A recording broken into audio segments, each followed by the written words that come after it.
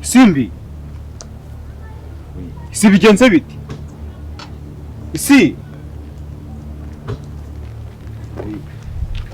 isoko rya Nyana bimeze bite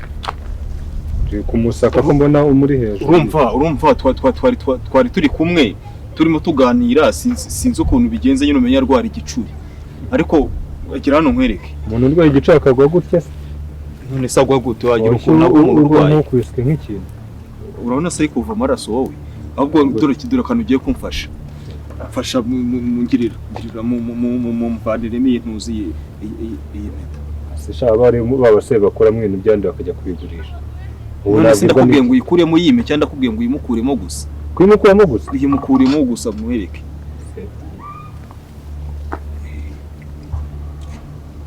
none yafashe umusaza mu kitabo Yaungize ibiki kutacira umupira warangize no kurwana nyuma yuko umugurishije se mugenda kurwana reka nkubwire uyu muhungu arambwiye ufata iyo meta mwambare nkiyambara nikubita hasi Nese meta nitumye gwa hasi nitumye gwa hasi ni urumva imeta yatumye umuntu agwa hasi yaungize ibiki takonze umuntu yambara yaungize ibiki banza wumve nyine isi Nese bigenze biti ni meta gusa itumye gwa hasi ntago imeta so wowe ibishyira mu bwenge bwawe urumva wowe imeta yagutura hasi wese kuyifasha ubaye iki nanjye bwo nibyo ndi kwibaza ni cyangwa kwifata bwo nta kibazo reka nkubwire kanigende uri muzima se nta kibazo ugize se umuteye ihungabana sasa rero ukuntu bimeze urumva kuvuga ngo se muraziranye nyine banza wumve ni kuvuga ngo uriya mukobwa nukuri nanze kubikubwira uriya mukobwa iwabo bararoga urumva hano ngiye ntago ibifatirazo by'iwabo iyo ngiyo nta hantu bihuriye iyo ngiyo ubundi ni ngiye wari uyimuhaye nyine kugira ngo aba yifashishe urumva amaze kuyimfasha rero buriya ni nk'ibintu by'iwabo biba bimufashe kuko no twiga no ku kigo kimwe ku ishuri nabwo yajyaga arwara igicuri nkaho ni igicuri gusa gitumyego mwaba murimo kuganira ukajya kubona ukabona aguye hasi wazanye urufuzi amaso aratukuye yenze kuvamo bwana nyine mba nanze kubimubwira kugira ngo ntaza kubimwibutsa nyine urabizi abantu baba baranyuze mu bintu bikomeye ntabwo tuba turimo gutse najyana atoramo ntawamenya ese ko nta rufuzi nigeze mbona zana n'ibyo cyane uko ari bwo yarakigwa we nibwo yarakigwa umurego umuntu burazana urufuzi bitewe wenda n'ibintu yanatekerezaga no mu mutwe wiwe iyo mpeta rero iba yimfashije umva nyishyire mu mufuka se ntabwo yatakara ko mbona ari nziza ni nziza wayambara njyewe se oya nyine wenda ukaba uyishyize nko mu rutoki gusa byaba bibaye ukaba uyimfashije hanyuma ayambaye yayikwamo akagira ikibazo uriya se uriya aguye hasi nyine kubera ibyo mwana buriya aba ari bibi rero iyo umuntu avukiye nko muri famiye ugasanga famiye yijya mu bintu by'amarozi byo guterekera umva uriya mukobwa rero nibyo byamubayeho ese ntabwo baba baramusigiye ka byamusigaye mwenda urumva ni bya bintu by'imiryango nyine biba bikomeza gukurikiramo bakabibyohereza amana iwabo nyine cyane rwose wagira ngo nyambare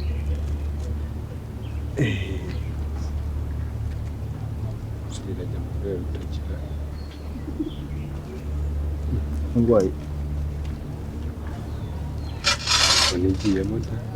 ko ishobora kuzataka siko nyambare mwambona ubikanze hari ikihe kibazo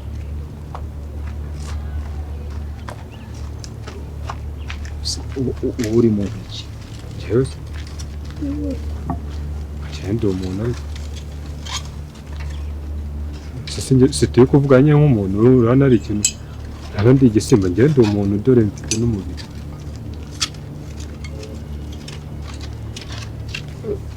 iyo metero urumva ko ukwiriye se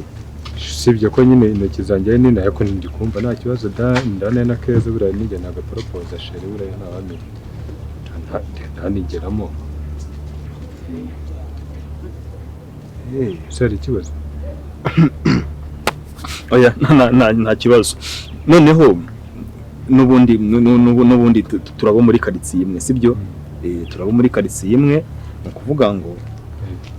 njyewe iyi mpeta buyimfashije sibyo uyimfashije wenda ntazanayibura cyangwa se hakagira ikindi kibazo kivukamo sibyo uyimfashije ahubwo njyewe buri ukwezi uko kuzajya gushira nzajya nguhereza amafaranga ahubwo ngiye nkunda kukubona ugenda bisanzwe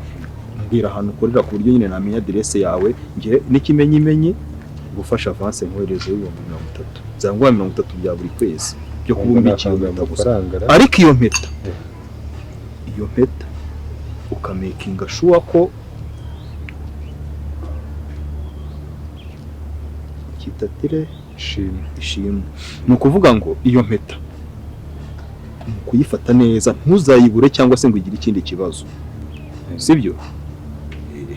amafaranga ntabwo nayanga ngero nimero yawe ku buryo ninyikenera byihuse nzatanga uhamagara ukayirangire ngo yarakwirya gaje yararuguru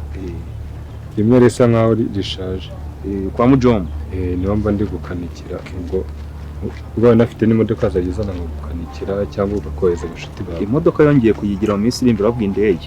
sana ari bimurakoze amafaranga byo nayo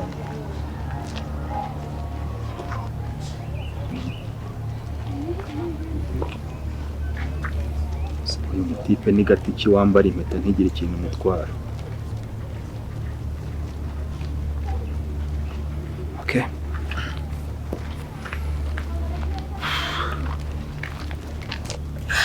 Mana we urakoze kututabara umva mbabwire rero sinabyumvisha ubwo kiriya kigimi cyangwa se ikizimu kiri mu nzira y'iwacu ntabwo nyigiyeyo sinshobora gutungutsa akaguru sinshobora gutungutsa ikirenge cyanjye ahubwo se ubugisubiyeyo wari ugiyeyo se ntuzi ntabwo nari ngiye ngiye kujya mu rugo ahubwo mva ikintu ngiye gukora ngiye guhita njya kwa teta direct kandi ndanarara ngarutse bari hehe kwa teta urumva nyine nari kujya kurara mu rugo ni Fabiola ntakakujijishe ngo ni teta bani Fabiola nasi ko cyahinduye izina ngo ni tetara nako ni Fabiola cyakitazi awe mutuka si kizimu se cyangwa nyabo ubwo rero nyine mama ngiye guhita ngenda njye kwa teta direct kwa Fabiola ndarara ngarutse ahubwo mfite ubwoba muzi mfite ubwoba nanjye ndabufite ahubwo hozi ubwo kira kintu kiri kugenda kizerera wirinde ntusohoke kubera ko ubu ngubu kiri kugenda ubwo cyaturutse iryiriya ubwo kiri kugenda gishaka umuntu kijyamo ha ubwo kivuye muri ngo kirinjira mu wundi cyashaka mu undi muntu kinjira mu izina rya Yesu nisi biragusaba wirinde ntuva nisi mamuze nge ntabwo cyanjyamo ko ngiye gusohoka hanze ntabwo nahura nacyo kikaba cyanyinjiramo ntabwo mbizi ariko ushobora no gukubitana nacyo reka nze nguhere ntwaro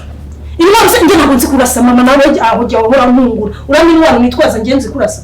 ariko akaba wa mukobwa utazankuraho ninde kuvuga ko ngiye imbunda muri iyi nzu okay niba atari imbunda ari cyangwa se muri Bibiliya uyitwaze kuko buriya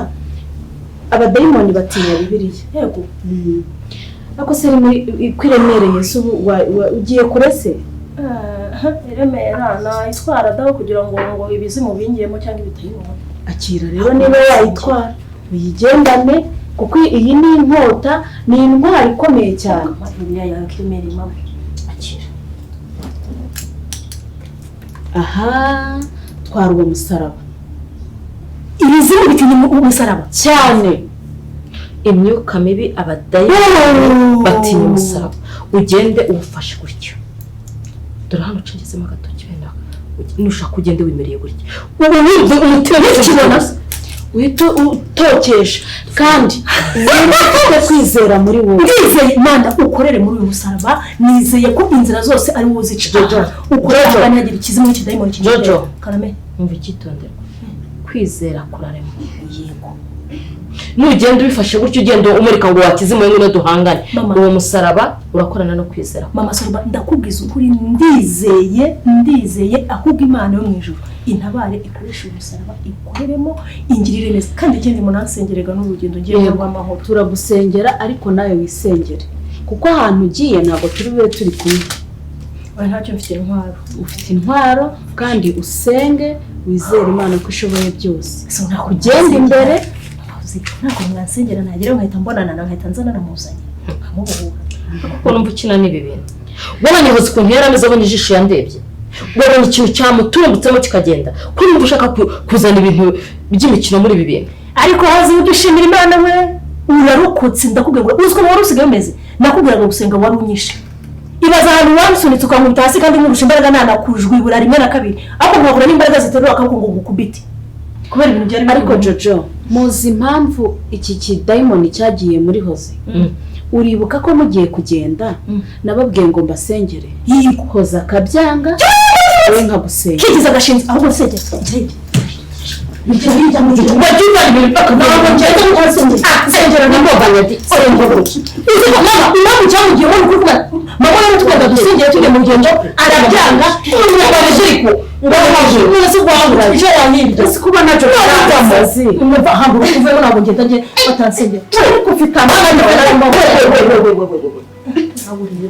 yugurate mama ako mama serba uzi ko iki kigiye kugira ngo kimugemo mama Hoze yaratubwiye ngo dusengere ngo turagize Imana mu rugendo Imana ibane natwe